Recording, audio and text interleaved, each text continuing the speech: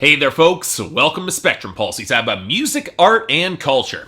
And today we're going to be talking about the sophomore album from Daughter, titled Not to Disappear. But first let's talk a little bit about expectations. Now as a critic, it's ideal not to have any expectations at all when you go into a fresh release, especially out of the indie scene, because what might have been positioned as the single might not be representative of the group as a whole. The label wants something to sell and to pitch the mainstream after all. And my opening expectations of the English indie folk trio Daughter were built around the expectations that they had soundtracked a bunch of TV in the UK and were known to run closer to the darker, more atmospheric brand of folk music. In other words, I thought I knew exactly what I was getting into checking out their 2013 debut album. But that wasn't exactly what I got, as their atmospheric side was less ambient, more smoky noise and post-rock. Guitars that smoldered in feedback and seemed to be precisely on the edge to explode against the booming percussion, and Alina Tonra's haunted vocals. It was an instrumental shift that gave the group some real unique personality, perhaps closer to a more accessible Chelsea Wolfe, until I started digging into their lyrics. Suffice to say, the writing didn't really impress me all that much, more suited for the emo side of shoegaze and the darker atmospherics that Daughter was targeting, and the fact the album never really exploded gave the sound a certain calculated petulance that I felt that I should like a lot more than I did. Now they did have a unique enough sound though, and I was inclined to check out their follow-up record this year, that was reportedly headed in a more rock-inspired direction given all their aftermath of their touring. So what do we get from the sophomore release from Daughter called Not to Disappear? Well,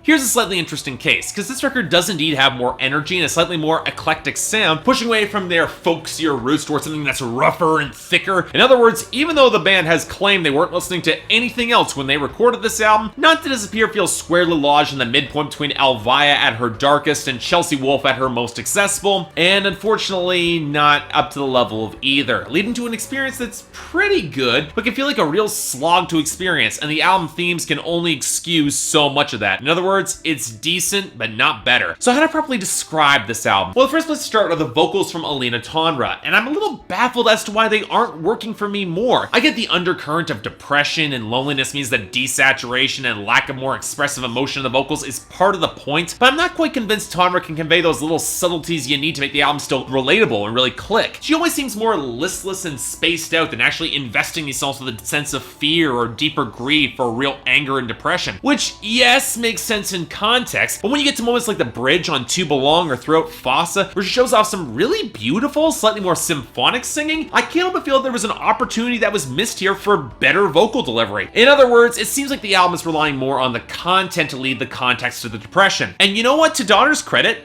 that actually happens. The writing has definitely improved from their occasionally overwrought debut album, mostly by opting for subtler moments, and while there are those detailed quirks that can feel odd with the atmosphere, they have a more universal scope and show some real creativity. If we're looking for themes, well, of course you're getting your fair share of bad relationships full of neglect that should just end that are actually pretty well framed, but the loneliness in and of itself seems like an entity, which comes most to life on Alone / With You, which shows both in stark parallel, both in the relationship and outside of it. And I like how the certain situations of loneliness that most people would otherwise ignore come up in the loss of one's memories and faculties to dementia and Alzheimer's on doing the right thing, or on the giving without reciprocity to be subsequently ignored on mothers that actually had some real power to it. And it definitely lends this album a weightier melancholy as our frontwoman finds love to be hollow, just can't bear to be on her own, either by getting stood up on How or the numb hookups on Numbers or the sadness of Like a Stone. Many have seen indicators of depression behind the bluntness of the lyricism, and while I'm not inclined to diagnose, it seems like it's aiming a little bit broader into the idea of feeling invisible and just fighting against that. Hell, the moment this album that gripped me the most was in the wild desperation of No Care, where the relationship just careens out of control as she wants that deeper connection but doesn't dare speak of it, instead burying the love and the deeper issues that come with it along the way even deeper. Outside of that song, which, along for its tempo as well as its content, feels like the outlier on this album, doesn't really fit, you can almost draw a parallel to similar themes on Steven Wilson's excellent record Hand Cannot Erase from last year. But you want to know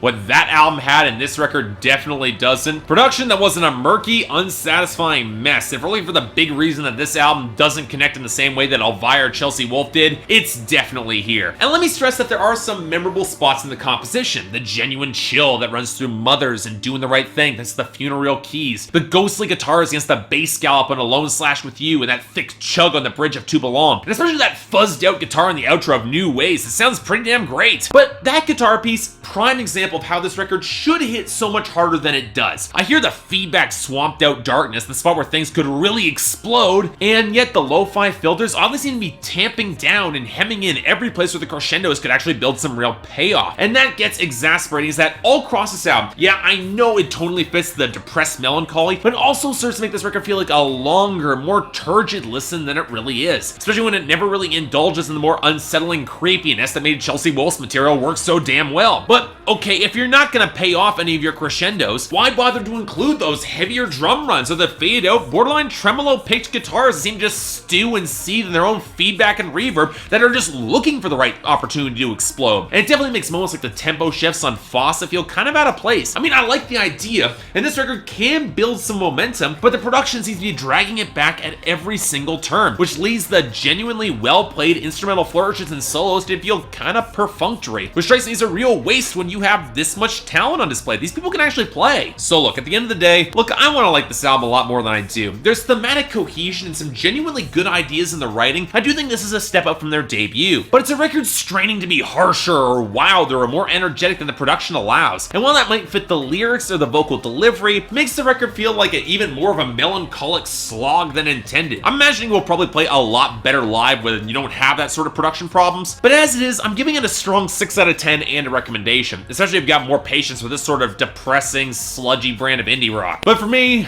you can only feel so much if you're made of stone. Just saying. So yeah, thanks a lot for watching. If you'd like to like and subscribe, I'd be more than grateful. Anything else I may be able to do to improve my presentation, or any other albums coming out that you want me to take a look at, I'd be more than happy to give them a listen.